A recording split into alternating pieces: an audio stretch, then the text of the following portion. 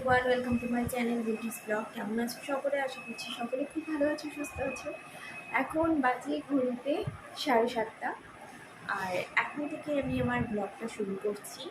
তো সকালবেলা উঠে নিয়ে আগে ফ্রেশ ট্রেশ হয়ে নিয়েছি। আর এই যে দেখো, আমার আগের দিনের মেকআপ ভিডিও তোমাদের সাথে শেয়ার করতে গিয়ে এই অবস্থা হয়ে গেছে। দুদিকে দুটো হেডলাইট ছিল, কিন্তু এই হেডলাইটটা না মামা দিয়েছিল ব্লাশার মধ্যে কী বলতো, লিকুইড লিপস্টিকটা যে দিয়েছিল সেটাই মানে ভেতরে বোধহয় চুষে চুষে এইরকম অবস্থা হয়ে গেছে। তো যাই হোক, ওই ঘরে মাম্মা এখন শুয়ে আছে, ওর পাপাও শুয়ে আছে। তো এই ঘর থেকে আমি আমার ব্লগটা শুরু করলাম। তো এখন যাবো রান্নাঘরে, রান্নার ডিউটি। আজকে বড়মশাইয়ের আবদার ছিল ছোটো মাছের চচ্চড়ি খাবে, আর তার সাথে আমি করে নিচ্ছি পাতলা করে মুসুরির ডাল। ছোটো মাছের চচ্চড়ির সাথে মুসুরির ডাল জাস্ট দারুণ লাগে, তাই না বলো? আর এদিকে দেখো, আমি ফ্রিজ থেকে মাছটা আগেই বের করে জল দিয়ে রেখেছি। মাছটা কিন্তু আগের দিন রাতেও নিয়ে এসেছিলো, আর রাতেই আমি কেটে বেছে পরিষ্কার করে রেখে দিয়েছি। আমি কিন্তু রসুনের কয়েকটা কোয়াও দিয়ে দিচ্ছি ডালের মধ্যে সেদ্ধ করার জন্য। আমি কিন্তু ডাল সম্বারের সময় কিন্তু আর রসুন পেঁয়াজ আলাদা করে দেবো না বলেই এখন দিয়ে দিলাম। আর এই যে দেখো, আমি ডালটা এখন সেদ্ধ করতে বসিয়েও দিয়েছি। আর এখানে দেখো, চচ্চড়ি করার জন্য সবজিও কেটে বেছে রেখে দিয়েছি। আর মাছটা যেহেতু রাত্রিবেলা ও নিয়ে এসেছিলো আগের দিন রাতে, তো তখনই কিন্তু আমার কেটে বেছে পরিষ্কার করেই আমি ফ্রিজে রেখে দিয়েছি। এখন একটু হালকা পাতলা করে ধুয়ে নিচ্ছি।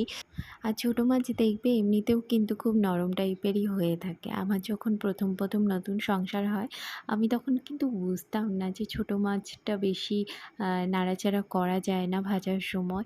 মানে এত নাড়াচাড়া করতাম পুরো ভেঙে ভেঙে যেত। এখন তো অনেক কিছু শিখেছি, জানতে পেরেছি সংসার জীবনের অভিজ্ঞতা থেকে। তো দেখো, এই যে আমার কিন্তু ছোটো মাছে হলুদ লবণ সব কিছু দেওয়া হয়ে গেছে। এখন কিন্তু আমি ভেজে নেব। আর জানো তো, সকাল থেকে না বৃষ্টি হয়েই চলেছে, ঝিরিঝিরি বৃষ্টি। আর বাইরের ওয়েদারটাও একদম স্যাঁতস্যাঁতে, পুরো অন্ধকার হয়ে আছে। সকাল না সন্ধ্যা বোঝাই যাচ্ছে না। আমার ঘরগুলো তো একই অন্ধকার, লাইট না জ্বালালে কিছুই দেখাই যায় না। আর এই যে দেখো, বাইরের ওয়েদারটা সকাল থেকে কিন্তু বৃষ্টি হয়েই চলেছে, এখনও হচ্ছে ঝিরিঝিরি বৃষ্টি। তো আজকের রান্না হচ্ছে এই যে ছোটো মাছের চচ্চড়ি হয়ে গেছে। এখানে রয়েছে ভাত, এখানে রয়েছে ডাল। 11:30 বাজে, দুপুর বৃষ্টি হয়ে যাচ্ছে, এখনো অন্ধকার হয়ে আছে বাইরে। ওয়েদারটা বেশ সুন্দর আজকে, বেশ ঠান্ডা ঠান্ডা রয়েছে। কতটা দিয়েছিল বাবা, সেই আন্দাজে একদম বেটার, ঠিকঠাক আছে। আর যার একজনকে দেখে নাও, ক্যামেরার ওই পারে ছিল, ঠিক আছে, নাচানাচি নাচানাচি করছিল। আচ্ছা যাই হোক, পড়ছিল মেয়ে, আমি একটু ডিস্টার্ব করলাম এসে। তারপরে ছাদ থেকে শুকনো জামা কাপড়গুলো নিয়ে আসলাম। জানি না এইরকম ওয়েদারে আবার কখন যে ঝড় বৃষ্টি চলে আসে। শুকনো জামা কাপড়গুলো না নিয়ে আসলে পরে ওইগুলো পুরো ভিজে যাবে। যদিও বা আমাদের ছাদে কিন্তু টিনের শেড দেওয়া আছে, মানে সেই রকম চিন্তা থাকে না যে হুটহাট করে বৃষ্টি আসলে পরে দৌড়ে যাও ছাদে জামা কাপড় নিয়ে আসো, সেই টেনশনটা মুক্ত, জানো তো, সেই সব টেনশন নেই। এই দিক থেকে অনেকটা নিরাপদে আছি। তো দেখো, আমার কিন্তু শুকনো জামা কাপড়গুলোও সব গুছিয়ে নিলাম। এগুলো কিন্তু মানে রেখে দিলে পরে আবার কাজের চাপ আমার বেড়ে যাবে। তো সঙ্গে সঙ্গেই আবার গুছিয়ে গাছিয়ে সব রেখে দিলাম। আর আমার আলমারির অবস্থা দেখো, শুধু বুবাইয়ের তাকটাই বেশ সুন্দর করে গোছানো জামাকাপড়গুলো। আর আমার জামাকাপড়গুলো বাবা সব যেন ঠেলে ঠুলে ঢোকানো। আমার আলমারিটাও গোছাতে হবে, জানো তো একদিন। তো চলে এলাম ফাইনালি আমার মাম্মার পড়াশোনার ঘরে। ওর ঘরে তো সবসময় মানে বিছানা বলো, টেবিল বলো, সব জায়গাতে পড়াশোনার বই, পেন্সিল সব ছড়ানো ছিটানো থাকে, জানো তো। এগুলো না প্রতিদিন আমাকেই পরিষ্কার করতে হয়। আমি ওকে বলিও না, আমি সবসময় একটা কথাই বলি, তুমি পড়াশোনাতে ফোকাস দাও, এসব কিছু তোমাকে করতে হবে না, আমিই করে নেব। তো যাই হোক, টুকিটাকি ও করে। এদিকে দেখো, আমি সব ওর পড়াশোনার জিনিসগুলোও গুছিয়ে রাখছি জায়গা মতো। তো জানি না এটা কতক্ষণ থাকবে, আবার ওই ঘর থেকে এই ঘরে চলে এলে পরে আবার অগোছালো করা শুরু করে দেবে। আমার বাড়িতে জানো তো ৩টা রুম। ৩টা রুমের মধ্যে মাম্মা একটা রুমে থাকে, যেটা এখন আমি পরিষ্কার করছি। আর একটা রুমে তো আমরা থাকি, আমাদের বেডরুম।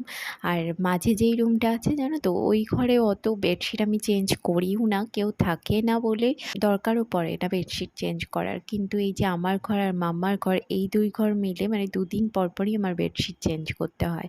আর এই যে দেখো এখন আমি টেবিলটাও পরিষ্কার করে নিব। আর এই যে শোপিসগুলো, এগুলো কিন্তু আমরা বেনারস থেকে কিনে এনেছিলাম। কি কিউট তাই না? অনলাইনে কিন্তু অনেকটাই দাম কম এই শোপিসগুলোর। আর এই যে এই শোপিসটা দেখতে পাচ্ছ, এটার কিন্তু একটা হাত দেখো পড়ে ভেঙে গেছে আমারই হাত থেকে। তো এটাও কিন্তু দূর থেকে বোঝা যায় না, সাজিয়ে রাখলে না বেশ সুন্দর লাগে টেবিলটা দেখতে। আমার ছোটো-মোটো সংসারে ছোটো-মোটো সরঞ্জাম দিয়ে একটু সাজিয়ে গুছিয়ে রাখার চেষ্টা করি। জানি না কতটা কি ভালো লাগে বা কিছু, আমার কাছে তো বেশ সুন্দর লাগে। আমার সংসারে আমার দেখো ভালো লাগলেই হলো, তাই না বলো?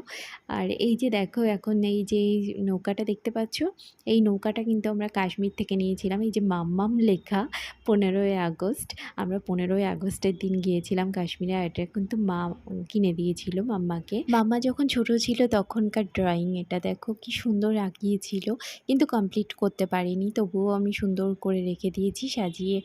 আর এই যে দেখো আমার টেবিল সব মোছা হয়ে গেছে। ওপরের তাক, নিচের তাক, নিচের তাকটায় না বেশি ধুলো পড়ে জানো তো। ওপরের তাকটা ফাঁকা থাকলেও কিন্তু নিচের তাকে অনেক কিছুই রাখা হয় জিনিসপত্র। পদ্ম ফুলের এই জলের বাটিটা কিন্তু আমার প্রতিদিন পরিষ্কার করে নিয়ে ফ্রেশ জল ভরে তারপরে কিন্তু আবার টেবিলে রাখতে হয়, নয়তো কিন্তু দেখতে বাজে লাগে। আর এত ধুলো পড়ে না জলের মধ্যে, আর ফুলটাও কিন্তু ধীরে ধীরে নষ্ট হয়ে যায়, যেহেতু রাবারের ফুল তো মানে কালারটাই কেমন যেন নষ্ট হয়ে যায়। তো দেখো এই যে আমার ফ্রেশ জল আনাও হয়ে গেল। আর এখন দেখো আমার টেবিল প্রায় গোছানোও কমপ্লিট হয়ে গেছে। জানো তো এই ছোট্ট ভিডিওতে মানে দেখতে মনে হয় কত তাড়াতাড়ি যেন সব কিছু করা হয়ে গেল, গোছানো হয়ে গেল, কিন্তু বিশ্বাস করো এইটুকুনি গোছাতেই যেন 1 থেকে 2 ঘন্টা প্রায় লেগে গেল আমার। আর দেখো যেখানকার জিনিস সেখানে আবার মুছে পরিষ্কার করে রেখে দিলাম। এখন দেখো কি ভালো লাগছে না দেখতে, ঘরটাও গুছিয়ে রাখলে সত্যি যেমনই ঘর হোক না কেন সত্যিই খুব সুন্দর লাগে দেখতে। আর আমার মনে হয় না যে ঘরকে সুন্দর করে সাজানোর জন্য খুব বেশি সরঞ্জামের দরকার। অল্প কিছু সরঞ্জাম হলেই কিন্তু ঘরটাকে বেশ সুন্দর করে সাজিয়ে গুছিয়ে রাখা যায়। এখন আমি ঘরটা ঝাঁট দিয়ে নিব, তারপরে ঘরটা মুছলেই কিন্তু আমার মাম্মার ঘর পুরোপুরি ডিপ ক্লিনিং হয়ে যাবে। আর আমি কিন্তু এক এক দিন এক একটা ঘর আমি পরিষ্কার করি, একেবারেই যে 3টা রুম পরিষ্কার করব একদিনে তা কিন্তু কখনোই করি না। একদিন যেই ঘর পরিষ্কার করি পরের দিন তো আর সেরকম ধুলোবালি পড়ে না, 2 দিন পর পর এক একটা ঘর আমি পরিষ্কার করে নিই। আর দেখো আমার কিন্তু ঘর ঝাড় দেওয়াও কমপ্লিট হয়ে গেল। আর এটা কিন্তু আমাদের বারান্দা, দেখেছো তোমাদেরকে বললাম না আমার ঘরগুলোতে এমনিতেই অন্ধকার, আর বাইরের ওয়েদারটা দেখো একদম অন্ধকার হয়ে আছে, মানে লাইট না জ্বালালে না কিছুই দেখা যায় না, এতটাই অন্ধকার। আর আরেকটা জিনিস তোমাদের সাথে শেয়ার করছি, দেখো আমার ঘরের মধ্যে কুয়া। তোমরাই বলো কার ঘরের মধ্যে কুয়া থাকে বলো তো, কিন্তু আমার ঘরের মধ্যে আছে কুয়া। আর কুয়ার জল এখন তো অনবরত বৃষ্টি হয়ে চলেছে, আর দেখো কুয়ার জল কিন্তু প্রায় ভরা ভরা অবস্থা। আর এতটাই নিচু না কুয়া, মানে সামনে দাঁড়ালে পারে পুরো ভয় লাগে জানো তো।